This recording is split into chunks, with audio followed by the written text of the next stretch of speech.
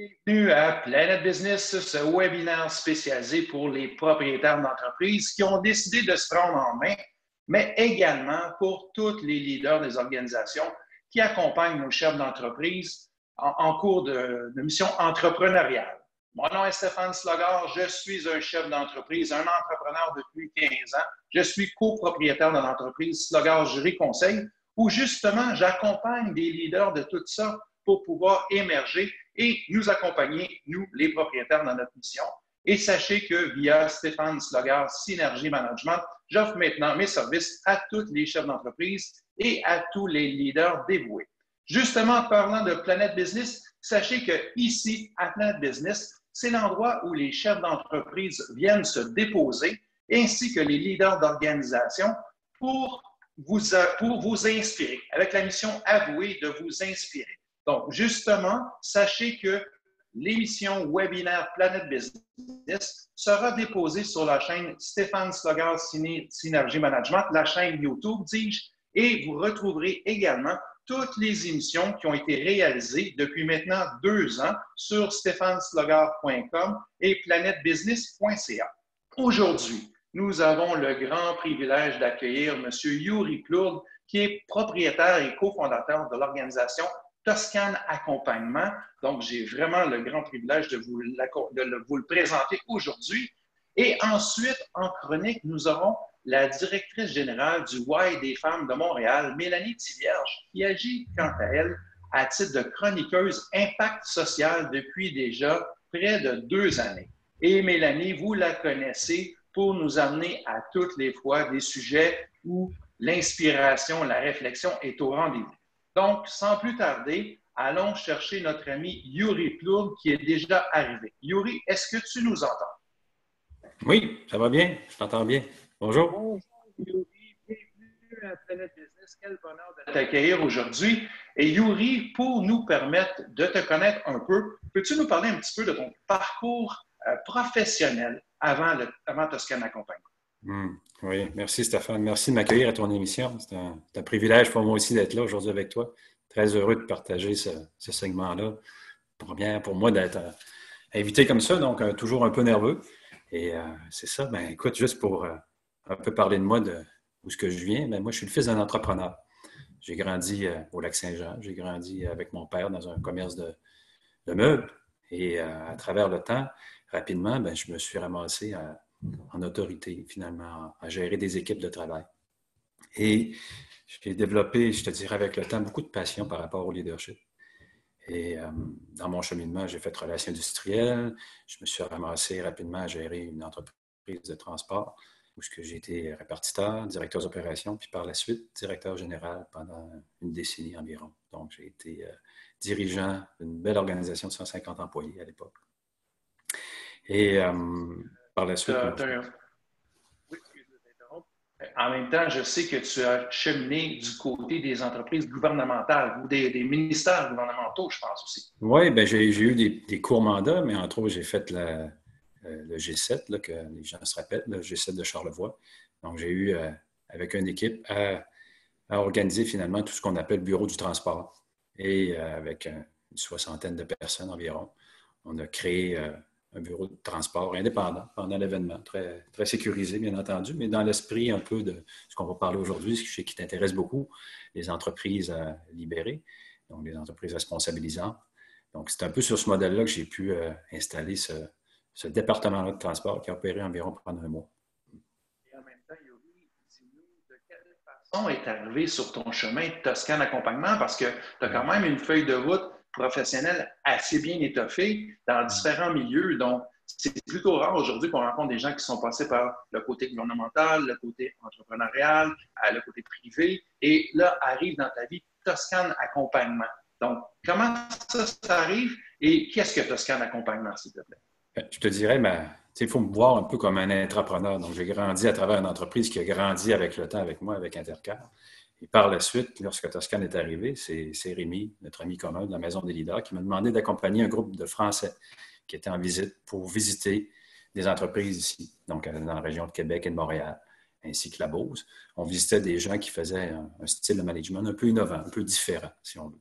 Donc, pas nécessairement des gens qui étaient dans le style des entreprises réinventées, mais plutôt là, avec des différentes techniques innovantes. Et c'est là que je me suis rentré en contact avec l'entreprise Alisa, donc Rigitex. Et par la suite, avec Lisa, on est allé faire le cursus là-bas. Donc, on a eu une invitation de Christophe et Jacques, qui sont les fondateurs de Toscane Accompagnement. Juste pour la petite histoire, Christophe est un ami là, à Frédéric Laloux. Donc, très collecté sur la source finalement de ce livre-là, de Reinventing Organization, avec des concepts que Christophe et Jacques ont mis en application pendant une quinzaine d'années dans les entreprises là, en France, un peu partout, dans la petite et dans la grande entreprise. Passant de, tu sais, là-bas, les petites entreprises, c'est genre 10 000 employés. Nous, on est habitués avec Desjardins à 45 000, on trouve que c'est la plus grosse. Et eux autres, le plus gros client, je te dirais, c'est Decathlon, qu'on connaît bien maintenant ici, qui a 96 000 collaborateurs dans le monde. Donc, c'est eux qui ont amené finalement cette façon-là de travailler, d'innover, de faire collaborer, de mettre les énergies au service finalement de l'organisation. Donc, si je comprends bien, de ton côté, ta feuille de route via la Maison des leaders, et tu nous parlais de Rémi Tremblay un peu plus tôt, t'a amené à accompagner des entrepreneurs à Montréal. Et lorsque tu parlais de Lisa Fecteau, qui est propriétaire de Rigitex, celle-ci a une entreprise qui fonctionne aussi sur le modèle de l'entreprise libérée. Oui. Et Frédéric Laloux, comme on le sait, c'est l'auteur de Reinventing Organization, qui est un peu la personne qui nous inspire tous à ce niveau-là. Donc, comme on dirait, tu es vraiment tombé dedans. Oui, vraiment tombé dedans.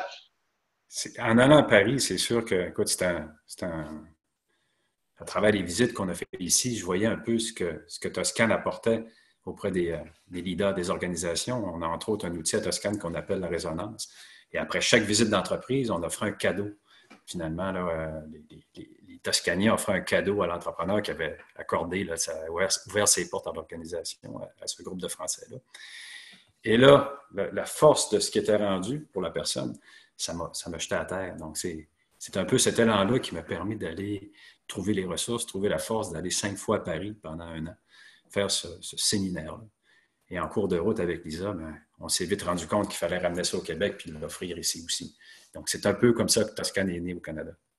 Et justement, merci à toi et à Lisa d'avoir importé le concept Toscane, d'avoir créé Toscane Canada. Et pour les gens qui ne connaissent pas exactement, comment pourrais-tu décrire Toscane? Parce que c'est une évidence pour toi, mais pour nos chefs d'entreprise à l'écoute actuellement, on est leaders qui voudraient progresser, mais qui entendent Toscane. Il faut se dire les vraies choses. Il y a beaucoup de produits actuellement sur le marché. Et Toscane, qu'est-ce que c'est et qu'est-ce qui différencie Toscane?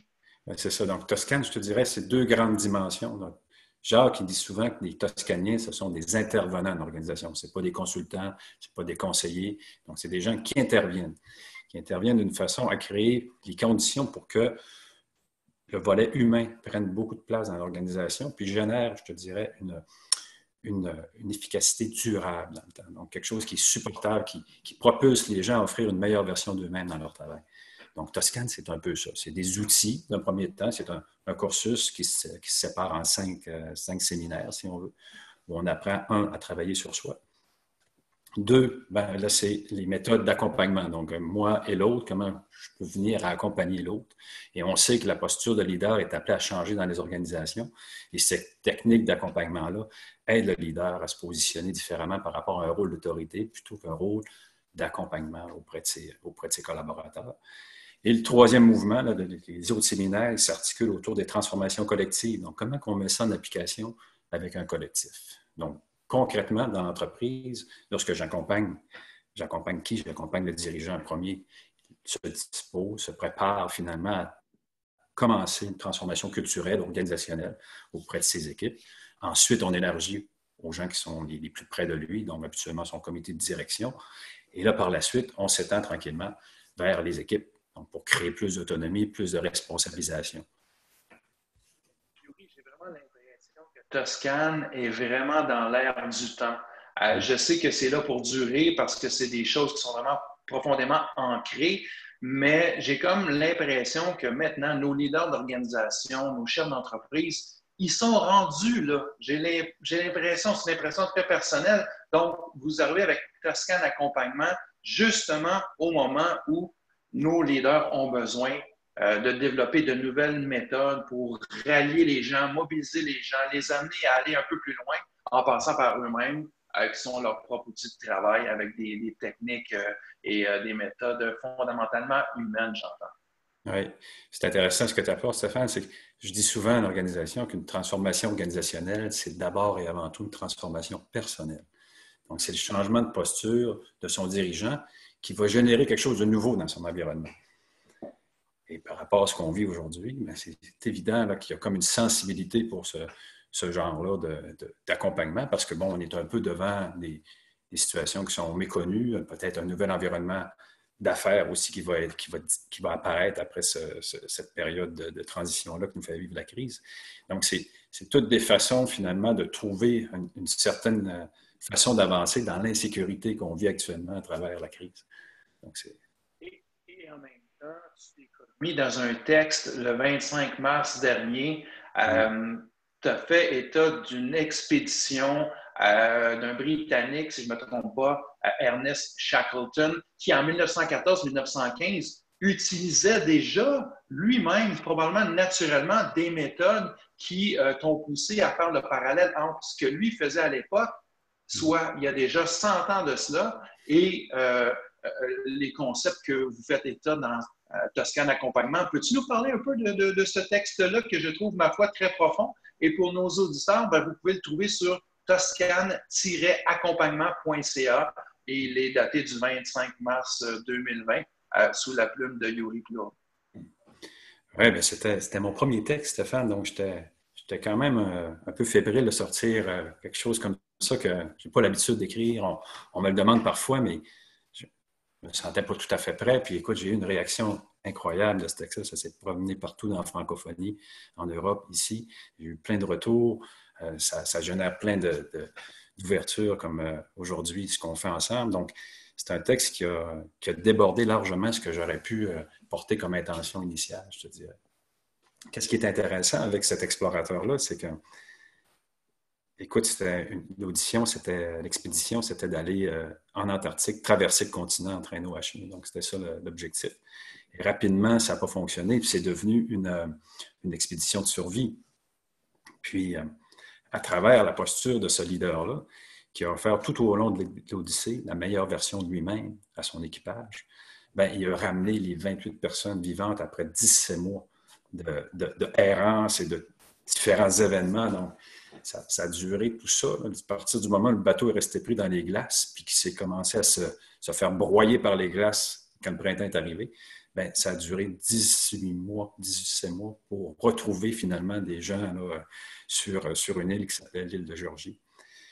Et à travers tout ça, c'est incroyable tout ce qui est arrivé. Il y a juste pour donner cet exemple-là, près de 100 ans plus tard, il y a 3 alpinistes professionnels qui sont allés faire la dernière portion finalement de son périple, la dernière aventure là, très, très, très, très périlleuse qui a duré 36 heures pour lui et 2 de ses compagnons.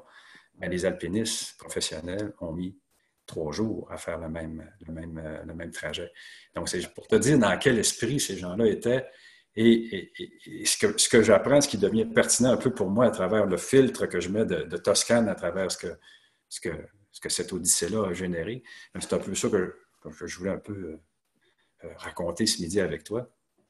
Justement, peux-tu nous dire les éléments que tu as retenus? Moi, après avoir lu l'article, je trouvais que les parallèles que tu faisais étaient extraordinaires, comme tu parles entre autres de l'attitude du leader, le développement de l'objectif clair et un sens partagé. Bref, 6 éléments comme ça. Je pense d'ailleurs que tu l'avais appelé les 6 fondements ou les 6 éléments d'un leadership. 6 éléments fondamentaux. Oui, exact. Donc, peux-tu nous parler de ces 6 éléments-là? Parce que je pense que cette personne-là en expédition les a vécus. Toi, tu as regardé ça avec tes yeux de Toscane Accompagnement et tu as fait écho avec ce que vous faites à Toscane. Donc, peux-tu nous les énumérer, s'il te plaît? Oui, bien, c'est ça. Si on regarde au niveau de l'attitude de ce leader-là, on comprend que lui, dans l'équipe, il y avait quand même un capitaine de bateau. Lui, il était finalement l'homme qui donnait le sens à cette expédition-là. Et son attitude, partout dans les récits qui sont rapportés dans l'histoire, c'est quelqu'un qui est très enthousiaste, très enjoué, très positif. Donc ça, c'était contagieux au niveau de son équipe. Et rapidement, c'est devenu une des clés dans la traversée de cette aventure-là. C'est qu'il s'est vite rendu compte que ça pouvait faire la différence entre la vie et la mort pour son équipage. Donc, son attitude à lui, tout au long du trajet, les récits des docteurs, des médecins, des photographes, de tout le monde qui était sur cette expédition-là le raconte, c'est que c'était son calme, sa capacité à prendre des décisions justes. Donc, toute cette posture-là qu'il avait se transmettait finalement en attitude auprès du groupe qui était très soudé également.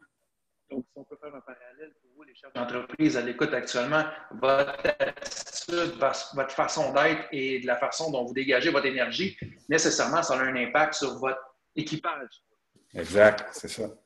Donc, en temps de crise, là, ça nous amène un peu au deuxième point, c'est créer finalement le sens autour de ce projet-là. Donc, dans une situation de crise comme ça, construire de l'engagement, construire un sens partagé. À Toscane, on touche ces paramètres-là.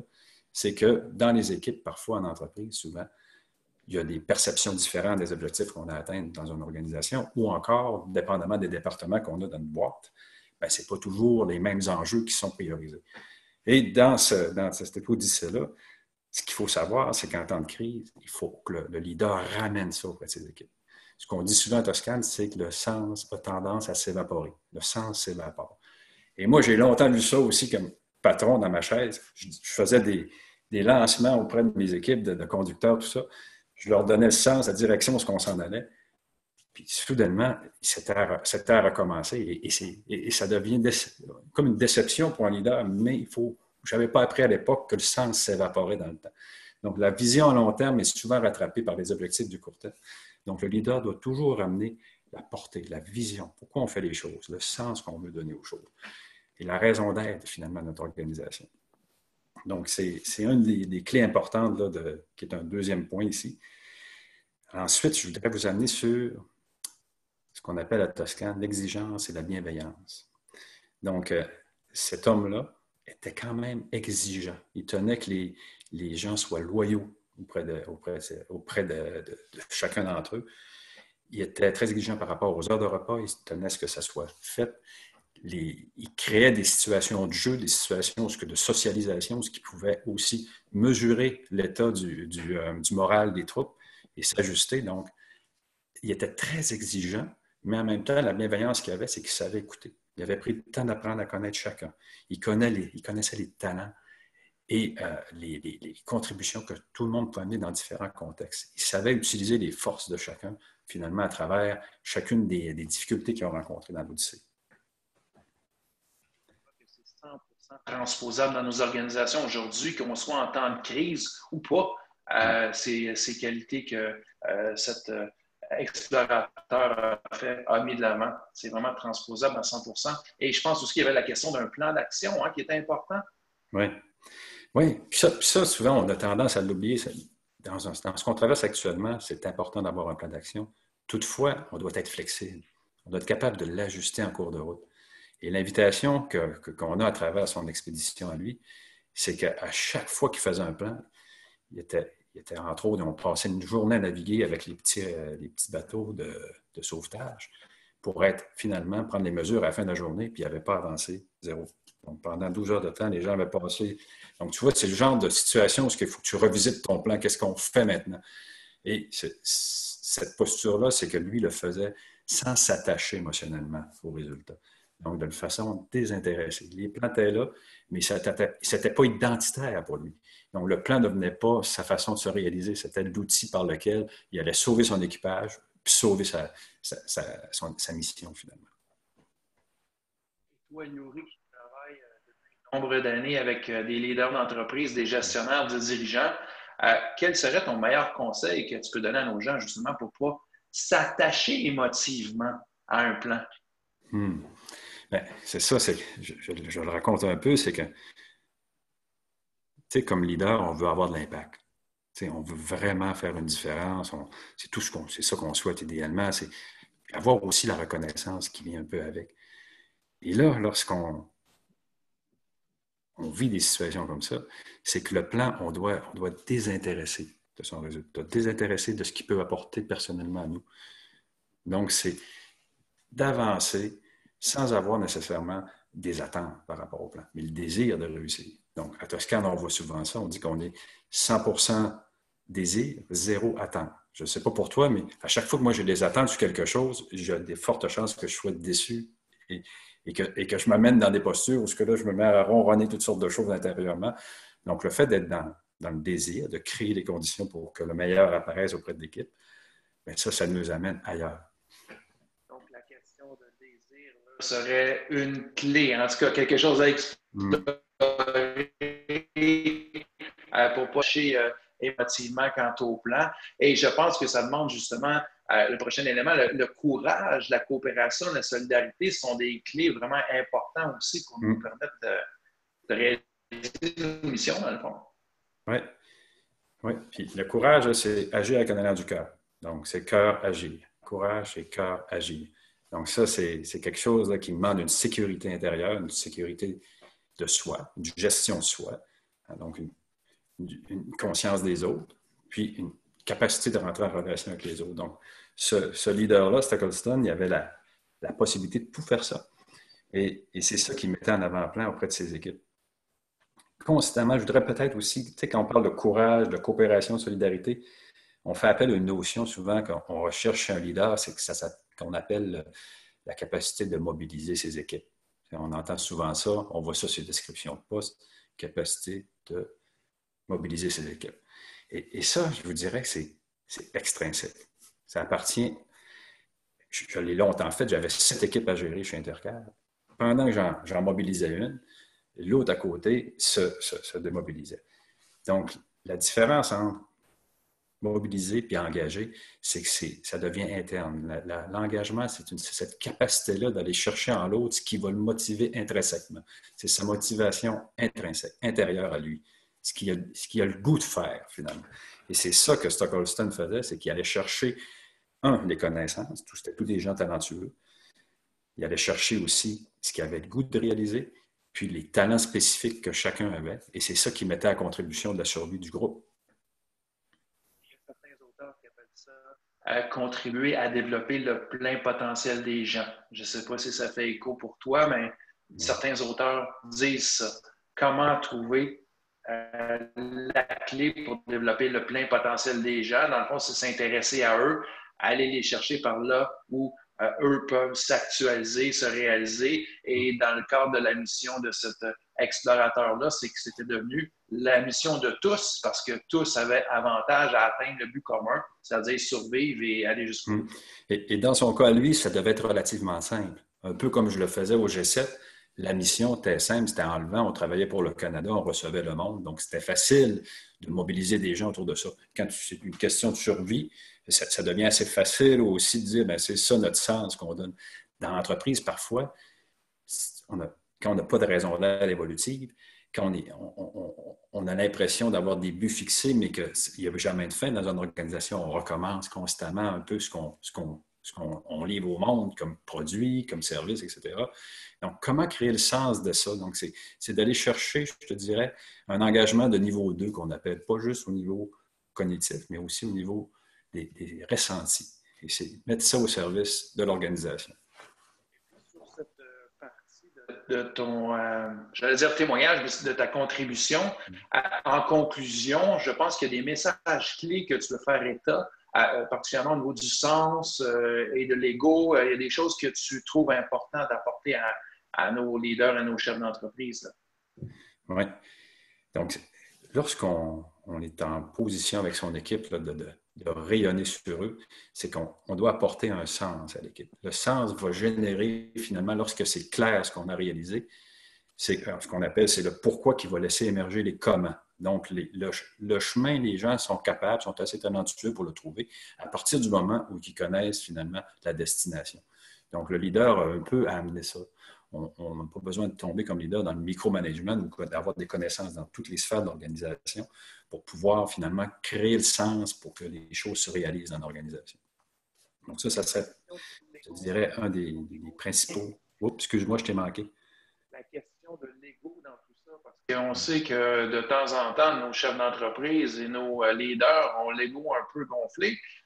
Donc, je pense que via Toscane et le texte que tu as écrit, il y a quelque chose qui est spécifiquement à cet effet-là. Là. Oui, mais tu sais, l'ego, c'est un mécanisme d'alarme. Hein. Donc, ça, on a tout ça. C'est ni bon ni mauvais, l'ego. Ça fait partie de nous. C'est intégré depuis des centaines d'années dans les gènes qui forment un être humain. Mais l'ego a besoin d'avoir sa juste place. Et ce qui est le fun, je te dirais, c'est que à Toscane, la première étape, c'est moi en premier. Pourquoi? Parce que j'ai besoin de me visiter. Mes ressources, mes capacités, mais aussi la relation à l'ego.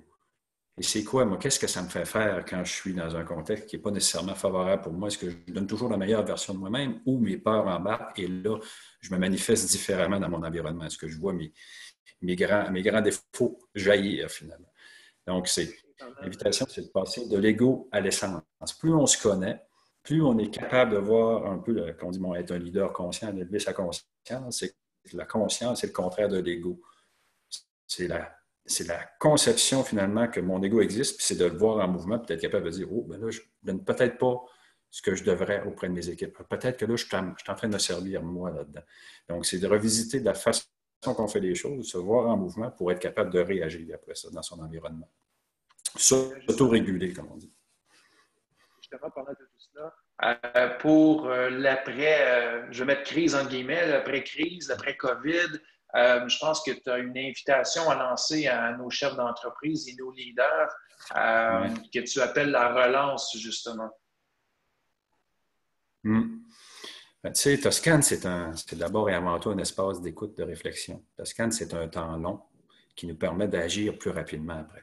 Donc, une fois qu'on s'est arrêté, qu'on a un peu revisité ce qu'on faisait, on fait une lecture de ce qu'on vit actuellement dans l'organisation. Ça nous permet après ça de rebondir. C'est que là, dans les entreprises, les gens vont retourner progressivement et ils ont vécu de différentes façons. On l'a vu à travers des activités qu'on a créées. Là. Les gens ont vécu de différentes façons la crise et ils ne sortent pas nécessairement indemnes de cette crise-là. Et vouloir repartir trop vite, sans prendre un temps d'écoute auprès de ses équipes pour dire, comment ça s'est passé pour vous? Qu'est-ce que tu as trouvé d'agréable, de désagréable, de difficile?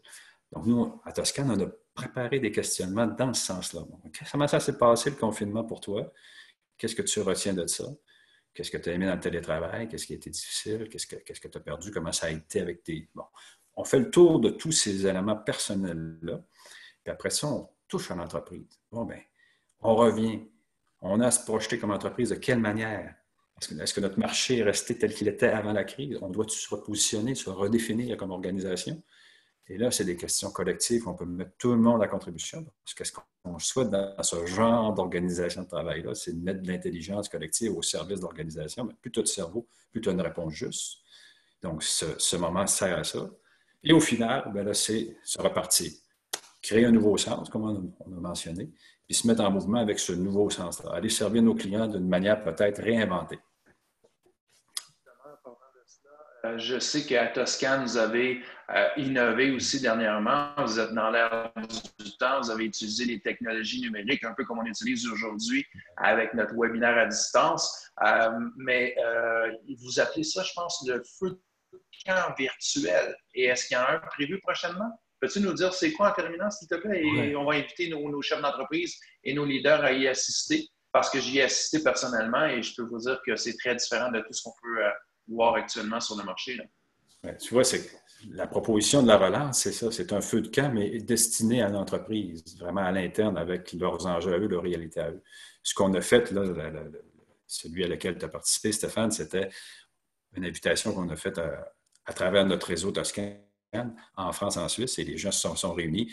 Et là, ce qu'on se rend compte, c'est qu'on est actuellement, on est bombardé d'offres de webinaires, de formations, etc. Et les gens, dans le fond, qu'est-ce qu'ils ont besoin? Ils ont besoin de savoir comment, capable d'exprimer comment j'ai vécu ça, moi, puis comment l'autre l'a vécu, puis qu'est-ce que j'ai à apprendre de l'autre pour, après ça, moi, me positionner. Et l'exemple du feu de camp, là, le virtuel, c'est ce qu'on fait habituellement live. Toscane, c'est toujours en présentiel, c'est avec des cercles, donc c'est du co-développement, de la co-création. Et là, on doit le créer, finalement, le recréer en virtuel, où on crée des sous-groupes. Et les gens, à travers un questionnement, et non pas un questionnaire, commencent à redécouvrir différemment. Donc, Toscane, c'est la puissance des mots, le choix des mots qui fait réfléchir ailleurs. Donc, c'est ce qu'on met au service du monde actuellement. Donc, j'imagine sur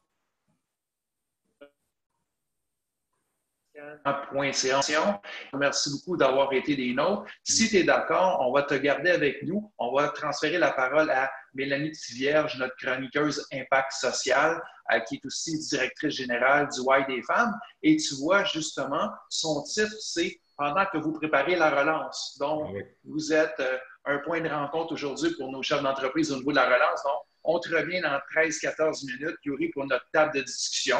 Donc, je te remercie. Je te dis à plus tard. Donc, Mélanie Tivierge, est-ce que tu es avec nous? Est-ce que tu nous entends actuellement? Je suis là et je t'entends, Stéphane.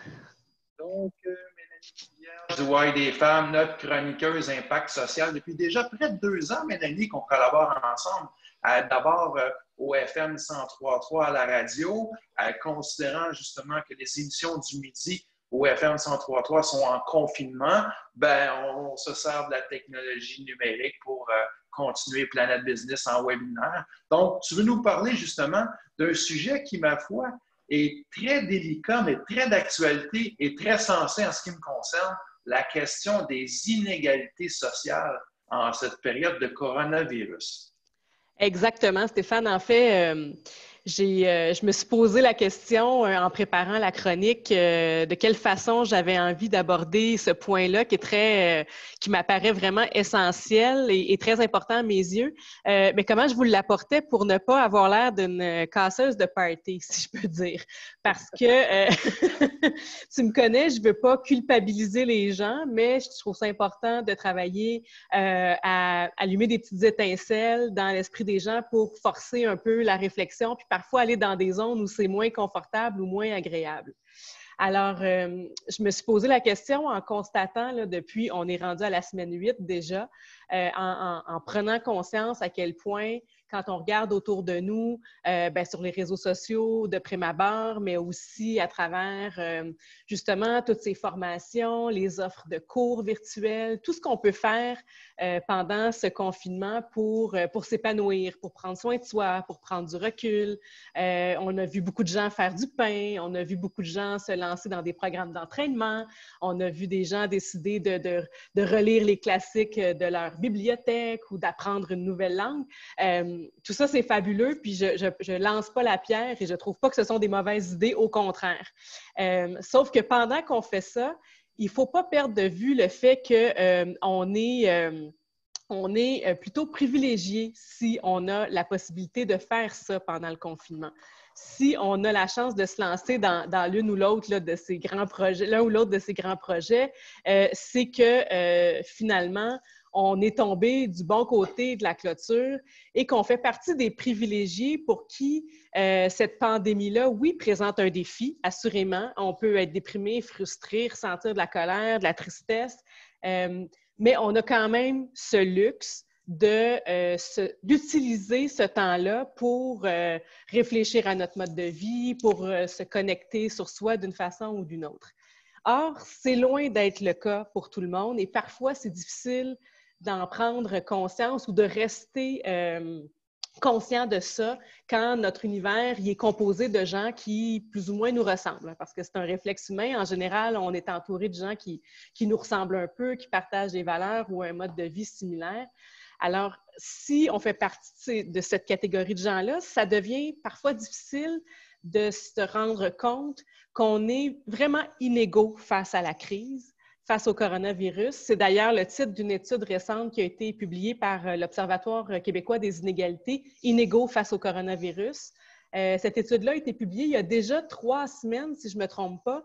Alors déjà, on voyait les signaux de ces inégalités-là clignoter. Là, on imagine, on est 3 semaines plus tard et on ne voit pas encore tout à fait le bout de la crise, là. On prépare la relance d'une certaine façon, le déconfinement, mais c'est loin d'être terminé et les conséquences de ça, on va les sentir pendant longtemps.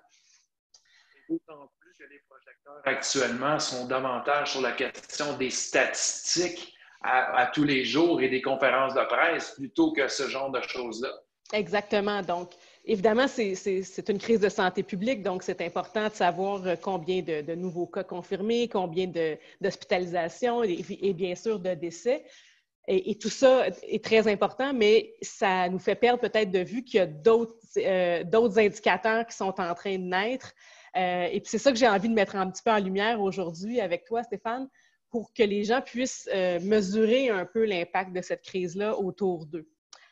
Alors, il y a des cas concrets là, que tu vas nous apporter maintenant. Absolument. Donc, ce qu'il faut garder en tête, c'est que dans un contexte de crise sociale, là, c'est du jamais vu, une pandémie à l'échelle mondiale, mais de façon générale, dans un contexte de crise sociale, les personnes au statut précaire sont les plus exposées. Donc, les personnes qui étaient déjà dans des situations de vulnérabilité avant la crise, là, en février dernier, puis en 2019, ce sont les premières personnes qui sont touchées par cette crise-là. Donc, ces personnes-là avaient déjà une marge de manœuvre extrêmement limitée et là, elles sont frappées de plein fouet par la crise. On parle évidemment des personnes racisées, on parle des femmes en général qui sont surreprésentées dans cette catégorie-là. Présentement, à Montréal, bien, on détient le triste record de la ville la plus touchée au Canada, mais l'arrondissement le plus touché à l'intérieur de Montréal, c'est Montréal-Nord. Les statistiques qui, chaque jour, émergent de ce qui se passe à Montréal-Nord, c'est absolument catastrophique. Et on parle d'un bassin de population qui, déjà, depuis des années, on ne peut pas fermer les yeux, on savait ce qui se passait à Montréal-Nord. C'est un désert alimentaire, il y a très peu de parcs, il y a un très grand nombre de personnes qui travaillent au salaire minimum ou qui ont des revenus annuels très, très bas, qui vivent entassés dans des petits logements pas toujours bien entretenus. Donc, ces personnes-là étaient déjà vulnérables et, comme je le dis, ce sont les premières personnes touchées par la crise. Dans le comté de Milwaukee, au Wisconsin, présentement, les personnes, les Afro-Américains comptent pour plus de 80% des morts de la COVID, alors qu'ils représentent seulement le quart de la population. Donc, il y a des inégalités qui sont en train vraiment d'être exacerbées par le contexte et sur lesquelles c'est facile de fermer les yeux et de continuer puis de préparer sa propre relance ou celle de son organisation. On a aussi... à la situation dans les CLSC. Ça me fait penser dans la situation où il y a pas les CLSC, les CHSLD, où c'est des gens qui sont vulnérables et socialement, on a laissé aller ça un peu, dont on paye pour un peu aujourd'hui. Et au niveau social, c'est la même chose pour les quartiers, les arrondissements où on a laissé nos citoyens ou nos concitoyens dans des situations difficiles. Quand arrivent des événements comme ça, c'est les deux milieux qui sont les plus touchés. Exactement. Ça ne pardonne pas en situation de crise. On évalue qu'avant la crise, il y avait déjà environ 10% de la population au Québec qui n'arrivait pas à couvrir ses besoins de base. Puis il y a près de la moitié de la population québécoise qui est à un chèque de paye de la faillite. C'est énorme, ça. Donc là, quand on arrive à un épisode comme celui-là, concrètement, ce que ça veut dire, c'est que ce sont des gens qui ne pourront pas respecter la règle d'aller faire l'épicerie moins souvent puis de faire des achats en grande quantité parce qu'ils n'ont pas ces liquidités-là dans leur portefeuille. C'est des choses très concrètes auxquelles souvent on ne pense pas. On se dit, bien, c'est facile, faisons une épicerie de 300 $, puis on n'aura pas besoin d'y retourner pendant 10 jours, donc on protège notre santé, on protège celle des autres. Mais pour un paquet de mamans monoparentales, c'est pas possible de prendre 300 $ puis de faire d'un seul coup une épicerie pour l'ensemble de sa famille.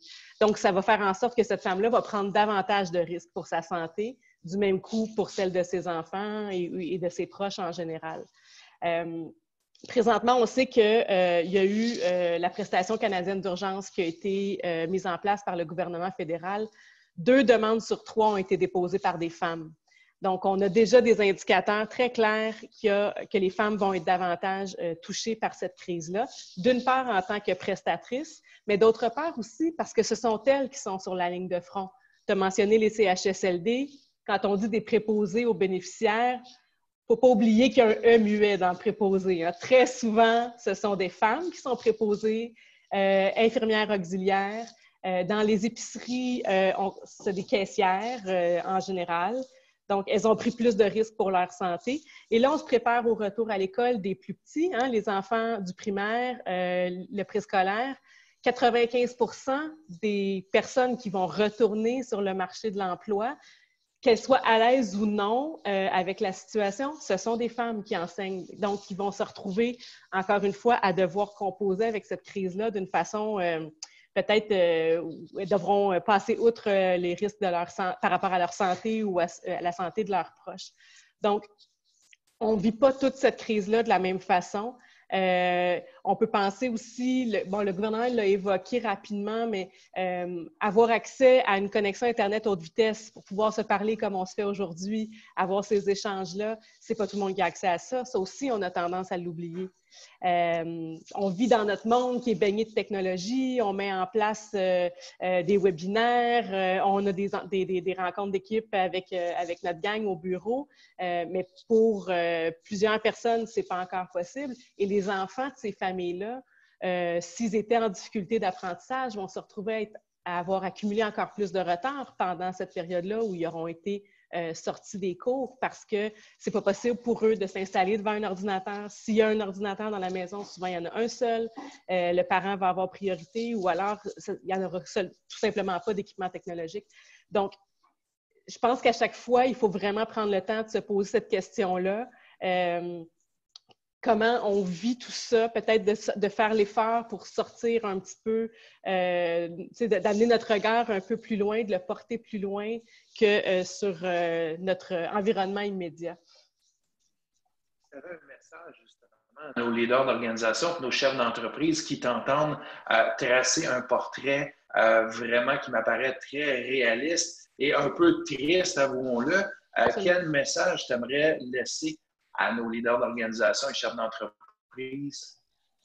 Bien, en fait, ce que j'aurais envie de dire, d'une part, on en avait déjà parlé ensemble, Stéphane, il y a quelques chroniques, c'est que peu importe les décisions qu'on prend en tant que gestionnaire, il y a toujours de l'espace pour qu'on fasse une analyse genrée des décisions qu'on prend. Est-ce que la décision que je suis en train de prendre comme gestionnaire va avoir le même impact chez mes employés, hommes et femmes?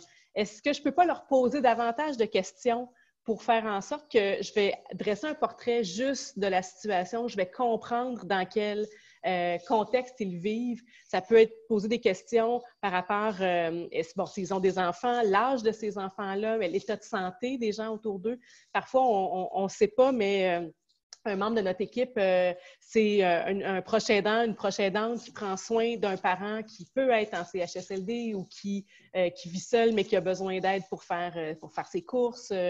Donc, ces personnes-là vont se retrouver à prendre des risques pour leur santé. Donc, d'être conscient de la réalité des membres de nos équipes va nous aider à trouver peut-être la meilleure recette pour préparer notre déconfinement, d'une part. Ça, c'est ce qu'on peut faire dans notre organisation en tant que telle.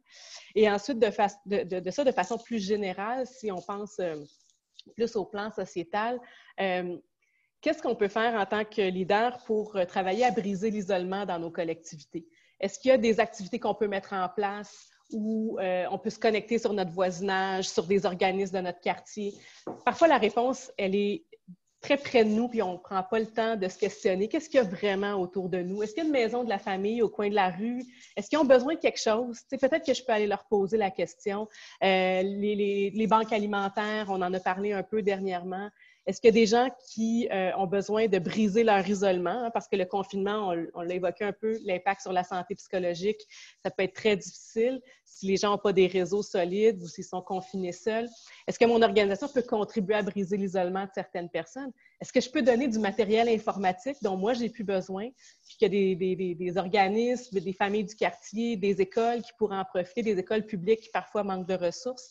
Donc, on va être dans un mode où, présentement, là, les gens vont réfléchir beaucoup dans les entreprises à leur équipement informatique. Puis ça se pourrait qu'il y en a qui jettent leur chou gras, hein, puis qui décident de passer à on va upgrader, on va améliorer notre système. Il y a des organismes communautaires, il y a des familles, il y a des gens qui pourraient profiter de tout ça. Ce qui ne convient plus à vos besoins technologiques peut être vraiment une réponse importante pour des gens. Donc, il faut être un peu créatif, il faut poser des questions, puis il faut vraiment prendre le temps d'observer autour de nous. Alors, Mélanie, encore une fois, avec ta chronique, tu nous amènes à réfléchir et surtout à avoir une invitation à passer à l'action. Et quand on t'écoute attentivement, les moyens sont très disponibles. Et si je veux faire un lien avec le témoignage de Yuri Plourde qui est passé juste avant toi, je pense que ça passe par une élévation de notre conscience d'humain et d'entrepreneur en même temps. Donc, Pour écouter Mélanie Thivierge et sa chronique Impact social, ben, je vous invite à aller sur le site internet stéphaneslogard.com, planetbusiness.ca ou encore sur la chaîne YouTube, parce que Mélanie, je suis rendu avec une chaîne YouTube, Stéphane Slogard, Synergie Management. Donc, je te garde avec nous si tu veux bien. On va aller chercher maintenant Yuri Plourde parce que je vois qu'il y a vraiment un lien entre les deux sujets de ce jour. Est-ce que Yuri, tu es toujours avec nous? Toujours. Écoute attentivement. D'entrée de jeu, j'aimerais que tu puisses réagir à la merveilleuse chronique qu'on vient d'entendre de Mélanie Thivierge, là, qui a une grande sensibilité de chef d'entreprise, comme tu peux le constater, et qui invite nos chefs d'organisation à élever leur conscience pour être encore plus à l'affût de la réalité, notamment des femmes et des gens défavorisés dans nos organisations. Est-ce que tu sens l'élan de nous réagir à ça? Oui, bien, il y a deux choses qui m'habitent après avoir entendu Mélanie. C'est que une crise, ça fait apparaître au crayon fluo, si on veut, là, qu'est-ce qui ne va pas bien. Hein? Donc, ce qui allait bien avant, on a des bonnes chances de s'en sortir, puis de traverser ça, puis peut-être même que ça va aller mieux parce que les gens ont une certaine dynamique de travail ensemble. Lorsqu'on a un pan de notre entreprise ou de notre société qui est plus souffrant, hein, on le voit avec les CHSLD, on le voit avec ce que tu mets en lumière, Mélanie. Donc ça, ce qui n'allait pas bien a davantage prépondération à aller encore moins bien. Donc ça, on doit avoir un regard, je te dirais, là-dessus, très, très éveillé. Puis, le modèle d'entreprise qu'on préconise, qu'on cherche à avoir développé avec le temps, c'est qu'on se rend compte que le modèle actuel, il arrive un petit peu au bout de son utilité. Hein. Il épuise des ressources, il épuise des personnes, il ne tient pas compte de certains paramètres qu'on devrait tenir compte dans un écosystème, qui sont les personnes les plus vulnérables, entre autres. Donc, je pense qu'avec le temps, ce déplacement de la conscience, Stéphane, comme tu mentionnes, va amener les entreprises à tenir compte de tous ces paramètres-là. Une entreprise responsabilisante amène finalement à créer des conditions pour que tout le monde trouve finalement quelque chose là, à réaliser à travers ça. Et ceux qui sont moins bien outillés pour y faire face, bien là, il y a de l'intelligence collective qui se met au service, puis c'est pris en charge à quelque part dans un système, dans un écosystème finalement, plutôt que dans un système où on ne sait pas quoi faire avec certains éléments. Et la question de la décision genrée, considérer que ben, la réalité des femmes dans notre organisation n'est pas toujours la même. Moi, je peux te dire que chez nous, chez Slogard Jury Conseil, ce qu'on a fait, c'est qu'on a envoyé les gens travailler à domicile. Mais je peux te dire que les employés, eux, les plus satisfaits, ce sont les gens qui avaient à s'occuper des enfants en bas âge. L'école est fermée et tout ça, et elles apprécient grandement cette mesure-là. Et j'en ai même qui travaillent les fins de semaine maintenant, parce que le conjoint travaille là-dessus. Donc, pour s'occuper des enfants ensemble. Donc, je pense que c'est un bel exemple là. Mélanie, je ne sais pas si tu as le goût de réagir à ça, parce que je t'ai amené une belle piste sur ça. Bien, en fait, moi, c'est un de mes espoirs par rapport à tout ça, c'est que là, présentement, on sent toute la réflexion des chefs d'entreprise par rapport au télétravail, qu'est-ce qui sera durable dans toutes ces nouvelles pratiques-là qu'on a un peu improvisées collectivement. Bon, dans certains milieux, c'était mieux implanté, dans d'autres, c'était au premier balbutiement. Moi, ce que j'espère qu'on va retenir, c'est la notion de souplesse. Télétravailler, ça peut convenir à un certain groupe de personnes. Pour d'autres personnes, c'est important d'aller au travail, ne serait-ce que quelques journées par semaine, parce que ça peut briser l'isolement, parce que ça peut être plus nourrissant intellectuellement d'avoir ces contacts physiques. Donc, j'espère que ça va nous amener à sortir graduellement de la recette du one size fits all, puis de vraiment trouver des façons plus souples de répondre aux besoins de nos équipes, ce qui va faire en sorte, peut-être pour faire écho à ce que Yuri disait dans sa première intervention, à vraiment nourrir de l'engagement de ces employés-là face à leur organisation en sentant qu'il y a vraiment de la souplesse puis de l'écoute par rapport aux besoins. Je pense que c'est une danse intéressante. En même temps, j'entends que tu sollicites le côté agile, hein, pour prendre les mots que Yuri a employés un peu plus tôt. Yuri, la question de l'agilité, c'est un peu ça que Mélanie sollicite actuellement, n'est-ce pas? Oui, c'est intéressant, oui. Puis l'agilité, elle apparaît quand dans une organisation? Quand on a de la créativité. Puis comment on fait pour avoir de la créativité? Bien, c'est qu'il faut être bien. Hein? La créativité, souvent, mes meilleures idées, moi, ils m'apparaissent dans ma douche le matin, quand je me sens bien dans mon environnement sécuritaire. Et on voudrait avoir ça dans les organisations, mais souvent, on ne donne pas tous ces paramètres-là pour avoir la créativité.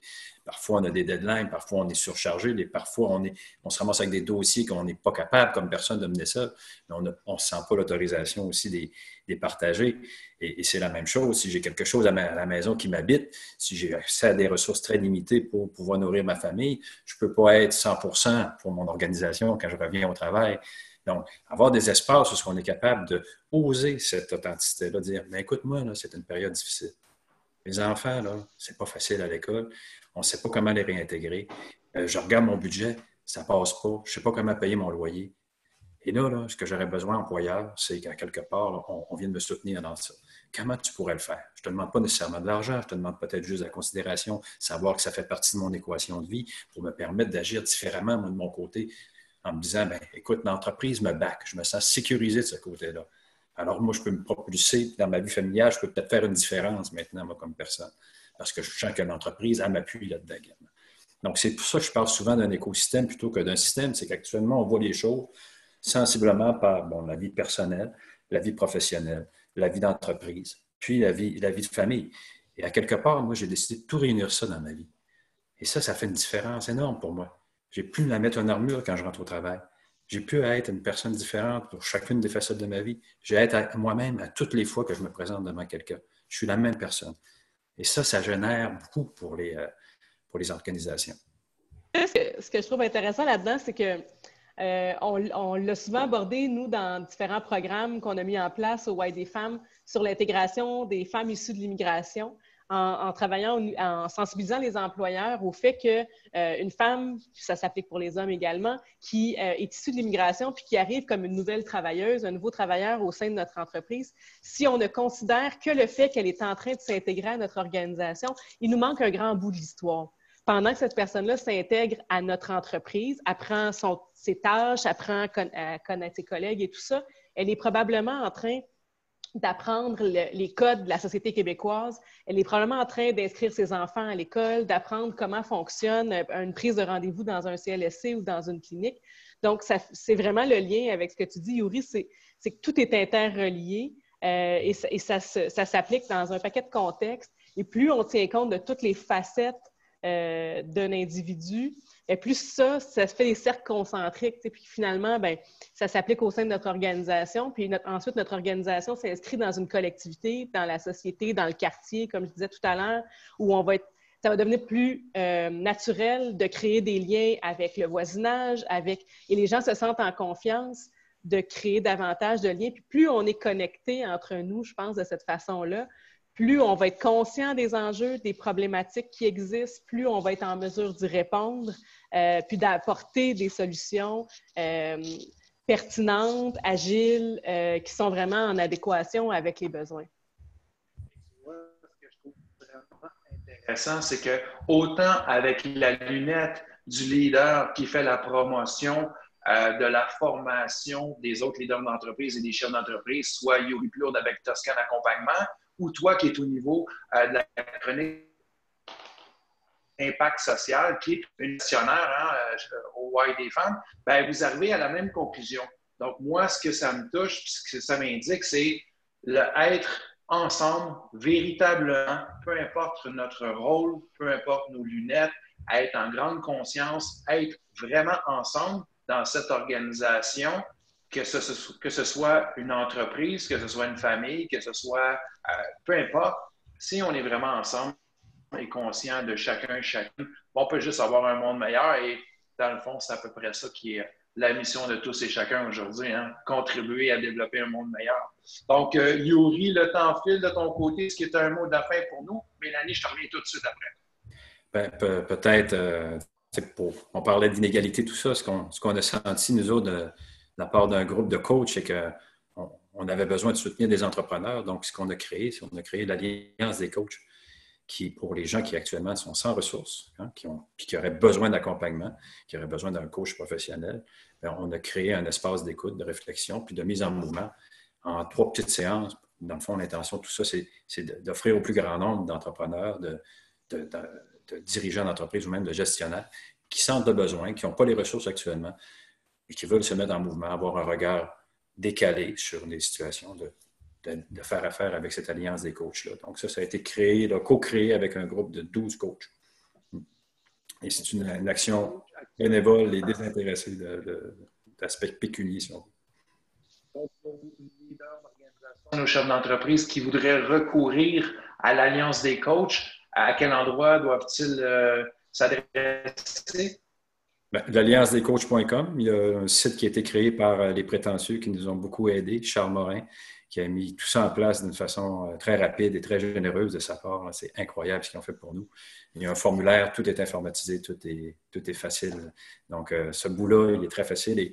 Et à tour de rôle, les coachs sont distribués au fur et à mesure que les demandes rentrent.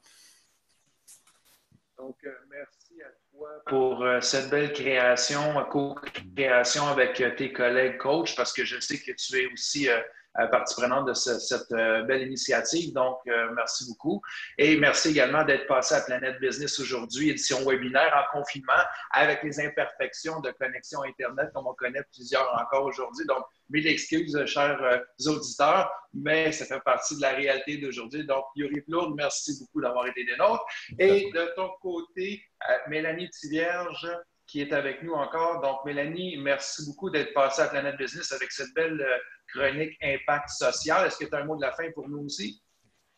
Merci Stéphane, parce que moi je vois cette occasion-là que tu m'offres d'agir un peu comme un trait d'union entre deux univers. Hein. Parfois, on pense que les entreprises privées évoluent dans leur propre sphère, puis les organismes communautaires de l'autre côté. Puis je trouve que ça agit comme un trait d'union. Puis je pense qu'on a vraiment besoin de multiplier ces traits d'union-là pour être tous ensemble, puis apprendre à vivre avec cette nouvelle réalité-là. Donc, merci pour cette belle occasion. Merci. C'est un rendez-vous. On se reparlera dans 4 à 6 semaines si c'est bon pour toi. Donc, chers auditeurs, simplement vous rappeler que vous pouvez retrouver cette émission d'aujourd'hui, format webinaire, sur la chaîne YouTube Stéphane Slogard Synergie Management.